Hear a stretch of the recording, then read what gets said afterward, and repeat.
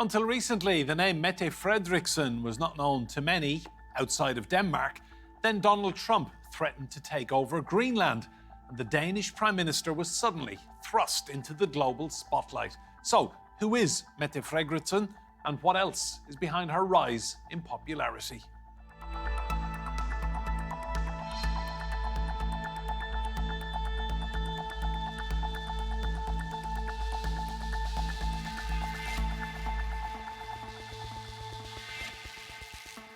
Hello and welcome to Roundtable. I'm Enda Brady. Now, she's the European leader who stood up to Donald Trump after he sought to buy Greenland. Denmark's Prime Minister Mette Frederiksen is steadfast in her support for Ukraine and recently pledged an increase in defence spending. Domestically, though, she's taken a tough stance on immigration. So, what do we know about Mette Frederiksen? A leader who doesn't shy away from tough decisions. Mette Frederiksen, Denmark's Prime Minister. From standing up to Donald Trump over Greenland to pushing Europe to do more for Ukraine. Politics came early in her career. She was elected to parliament at just 24, and by 2019, she became Denmark's youngest ever Prime Minister. At home, she's pushed one of Europe's strictest immigration policies. Her zero vision aims to end asylum applications with stricter deportation laws and reduced benefits. And outside of its borders, she's been crystal clear about Ukraine. Denmark has sent weapons, aid, and F-16 fighter jets to Kiev. And her government signed a landmark security pact. Today we deliver another strong commitment to Ukraine. As the first Nordic country, we are signing a 10-year agreement on security cooperation. Beyond Europe, she's made headlines for a different kind of international dispute. When Donald Trump first wanted to buy Greenland in 2019, Frederiksen called the idea absurd. And again in 2025, she has remained firm with Trump, insisting the country's future is up to the Greenlandic people. Greenland is today a part of the Kingdom of Denmark. It's a part of our territory, and it's not for sale. As challenges mount at home and abroad, can Frederiksen's leadership continue to shape Denmark's future? Well, let's meet our guests. I'm delighted to say, joining us from Copenhagen, we have Elisabet Svane. She's a political analyst at Politiken. Here in the studio with me is Enda Rasmussen. She's a professor of political science at King's College London and the University of Copenhagen. And Claire Pearsall is a former special advisor at the UK's Home Office. You're all very welcome to Roundtable. Come to you first, Elisabet. 30 years ago, Denmark was seen as a soft touch on migration, but under Mette Frederiksen, not anymore. Oh, no. She became a leader of social democracy 10 years ago. And one of the first things she did was actually to strengthen their politics on migration. For 20 years, they had been challenged by Danish People's Party, which is our right-wing party. And the Danish People's Party had taken a lot of social democratic voters, and they have had no answer to that. So she decided that instead of saying to her voters, you are bad people, she changed the politics and said, okay, what are your concerns? And she put this very hard migration policy. Most of Danish parties, and we have quite a lot, they go for a hard migration politics. And they know that Mette Frederiksen will not allow anyone to challenge her in that field. Just come in on that, Enda. I'm guessing these are popular policies with Danes. For the most part, for sure. So I guess being tough on immigration could be seen as more or less mainstream in a context such as the Danish one. We have seen. So it used to be that those that were not tough on immigration were mainly from the left-wing side of the political spectrum and more extreme left-wing than the Social Democrats. We have seen, though, a new centrist party, the so-called moderates, that have also taken a sort of more tolerant attitude towards immigration, along with the party that always used to have this attitude, the the so-called Radikale Venstre, also a centrist party. But we saw this new party coming, actually led by a former Danish Prime Minister from the former center-right party,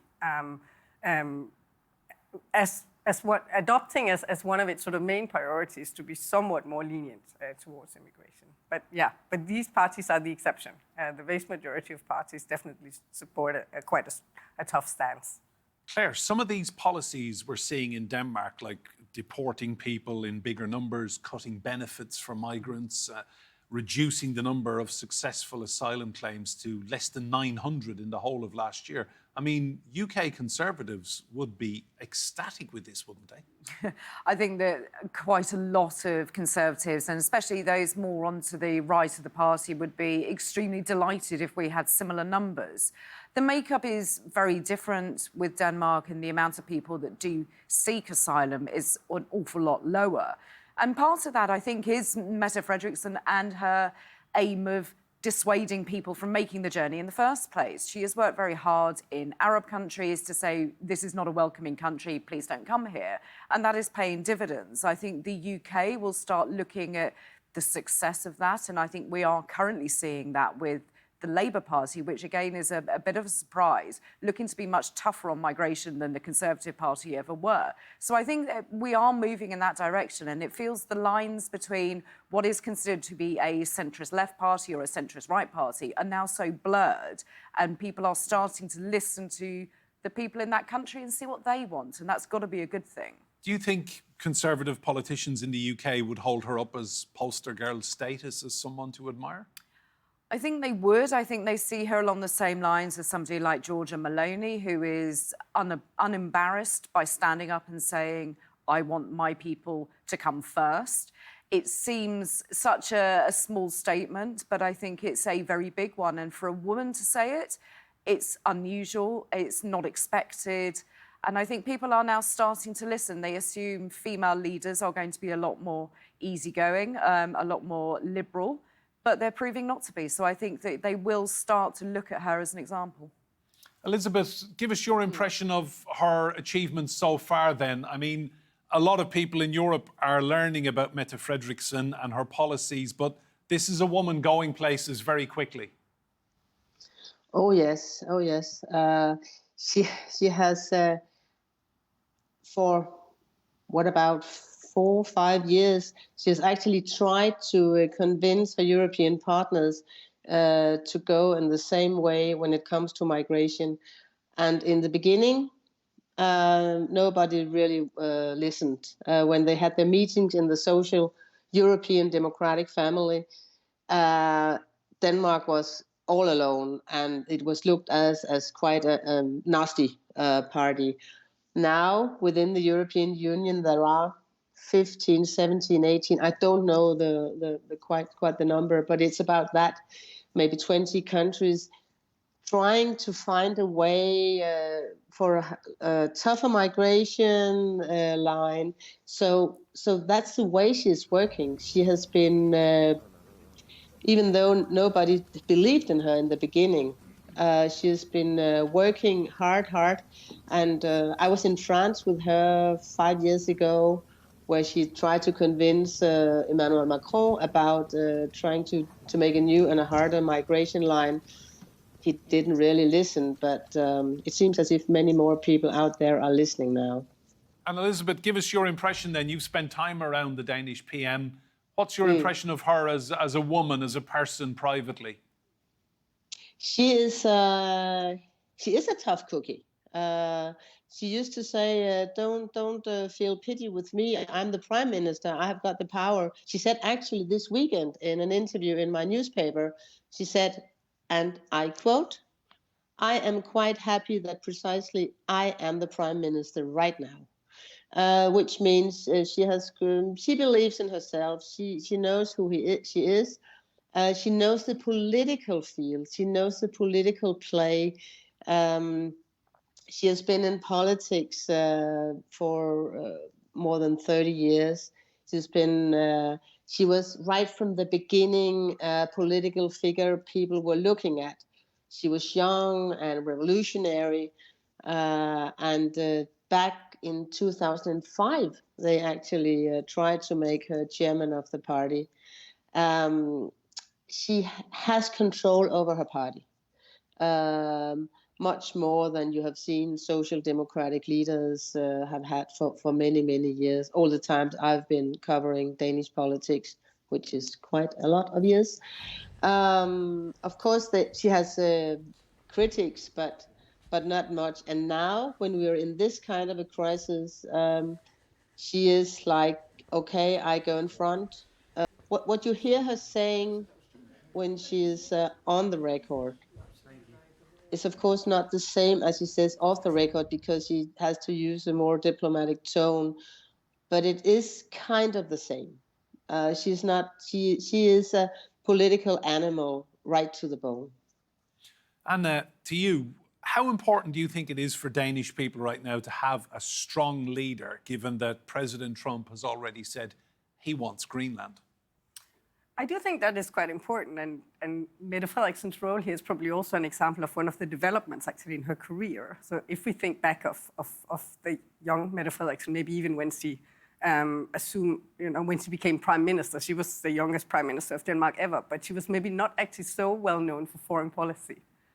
She has traditionally worked with a lot of sort of hardcore welfare state areas, but she has really stepped into the foreign policy scene. It's fair to say that she is one of the leaders in the discussions about Ukraine. When an extra summit was called recently by Macron, it was actually Mette Frederiksen that was representative, not just of Denmark, but of all the Nordic countries, and I believe the Baltic countries as well. So this is clearly a development in her leadership style as well, and I think the Danes are proud of her. Some might say it has come at a convenient time as well, because her government as such has maybe not actually been so popular. So Denmark has a very atypical government for Danish standards. Typically, governments in Denmark represent either the left or the right. But this is actually one of the sort of few attempts in Denmark to form a government that cuts across the political spectrum. And it's not a government that has been hugely popular. Claire, in your career, you've worked with some significant female leaders like Theresa May, who was British Prime Minister. How do you think that dynamic works with Trump? Does he respect strong female leaders? I think that remains to be seen. I don't think he quite knows what to do with a strong female representative in front of him. I think he's more interested in Donald Trump and what he says. So I think it will be quite interesting to see now, when you have on the European stage especially some really strong women. You've got Kaja Kallas in the European Union itself. You've got people like Giorgia Meloni, Mette Frederiksen. You've got Ursula von der Leyen. And suddenly that is going to cause him some problems. He doesn't really know how to deal with them. He is a little bit patronising when it comes to dealing with women, and these are not going to take that. They are very experienced, very, very competent people who understand the world of politics. So they will stand up and say, actually, we're going to move away from this discussion if they don't believe it's going in the right direction for their country or for Europe as a whole. So I think it is interesting. I think he's going to have some problems, but he needs to be able to work with strong women for America's sake as well, because he needs that business across the world. Elisabet, how lucky do you think Mette Frederiksen has been economically to have an absolute behemoth of a company like Novo Nordisk doing so well, the global manufacturer of Wegovy and Ozempic, single-handedly almost keeping Denmark out of recession? I mean, how big a factor do you think economically that is for her? It is really a big factor. And you can see it. You can see it in the budget. On the same time, the Danish economy is quite good, and it's been quite. It's quite difficult for the government actually to convince people that if we spend much more money on defense, much more money on climate, much more money on energy, much more money on a lot of things, that we cannot. That we have to find it somewhere. We can not just take it out of the state, because for the last years we've heard all the time, okay, we found extra billion, this is the big challenge actually for the government right now, besides all the others with Greenland, Trump, whatever. That is to convince the Danish people that no, Novo Nordisk and the good economy is not enough in a future where we need more money.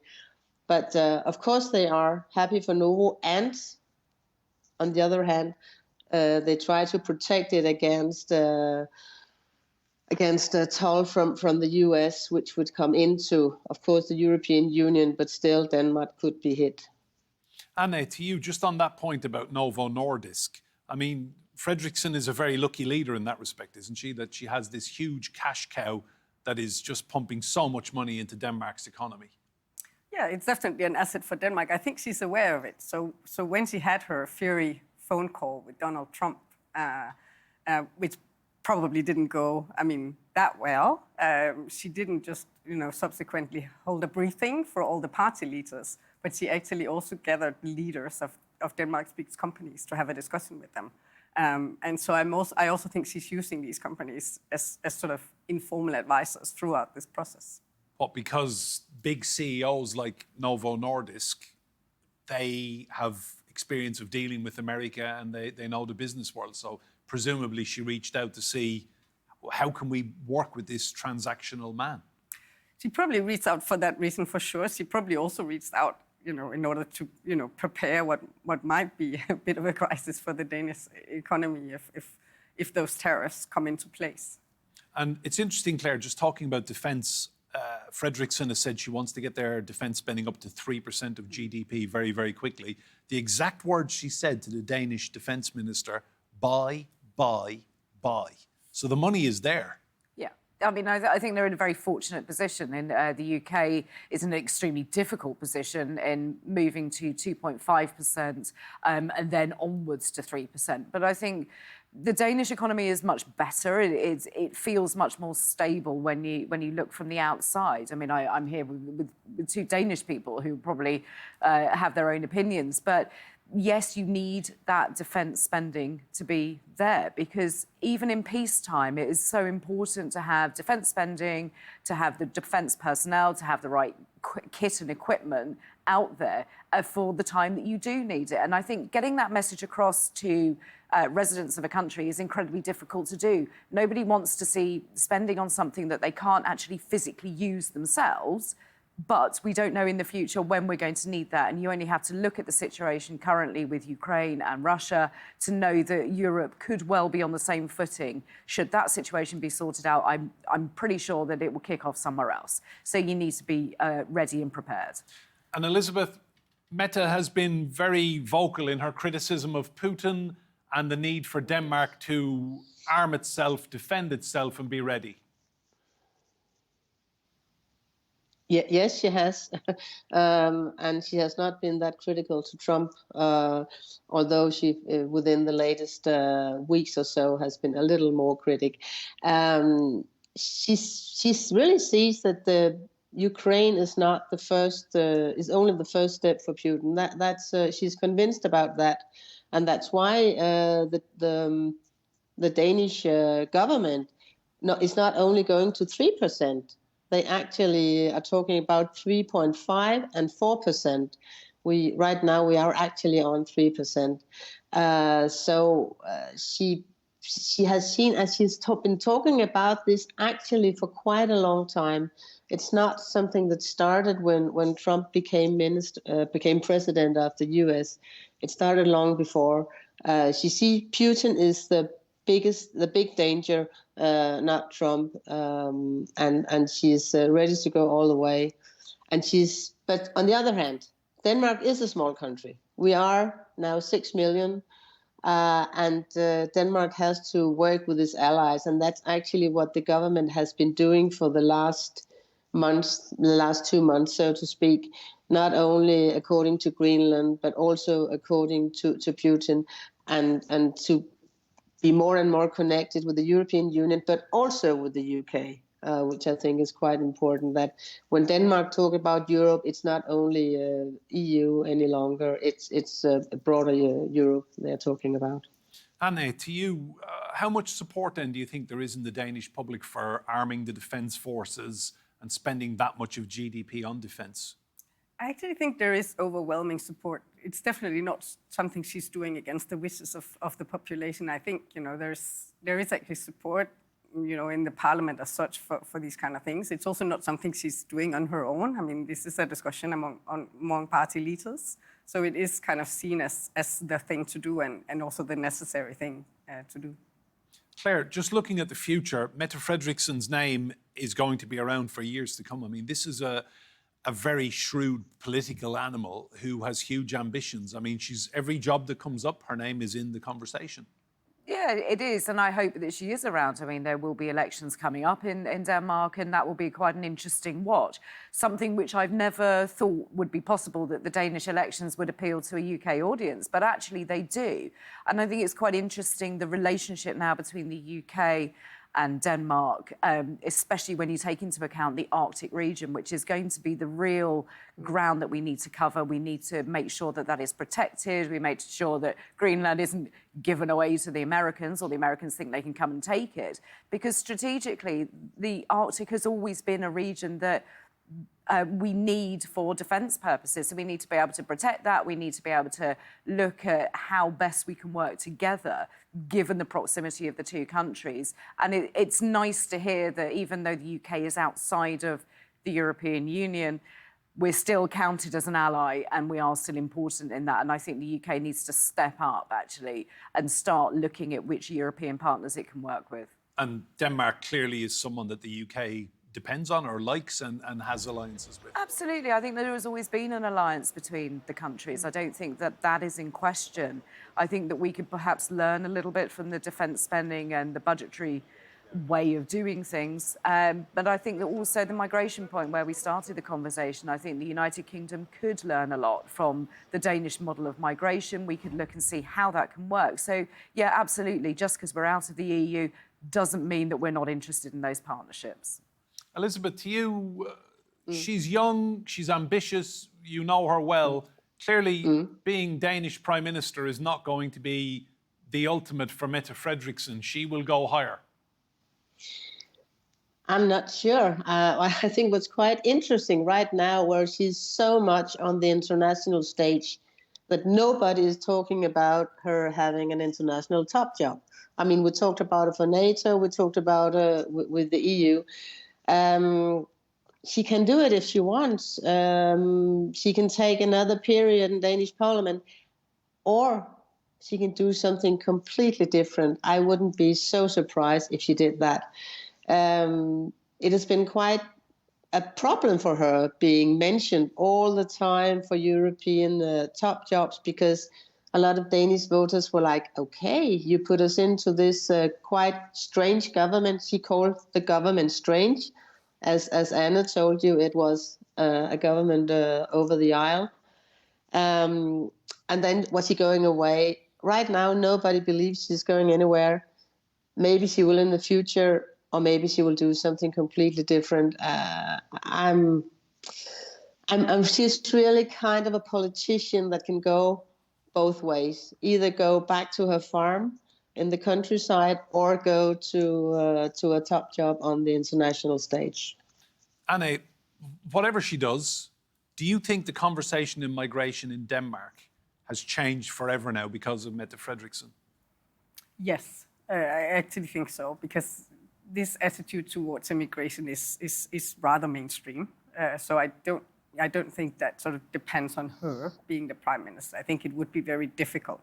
She does face some opposition within her own party. So it is fair to say that there are parts of the Social Democrats that would, take a more traditional left-wing view on immigration and want the policies to be more liberal than they are.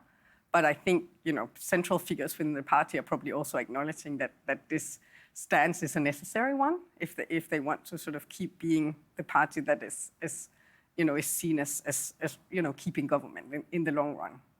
It's also not a given that any future government, even if she or someone else from her party would lead it, it's definitely not a given that it would be the same type of government cutting across the political spectrum. Some of the right-wing or more right-wing parties in this government are also paying a price for that.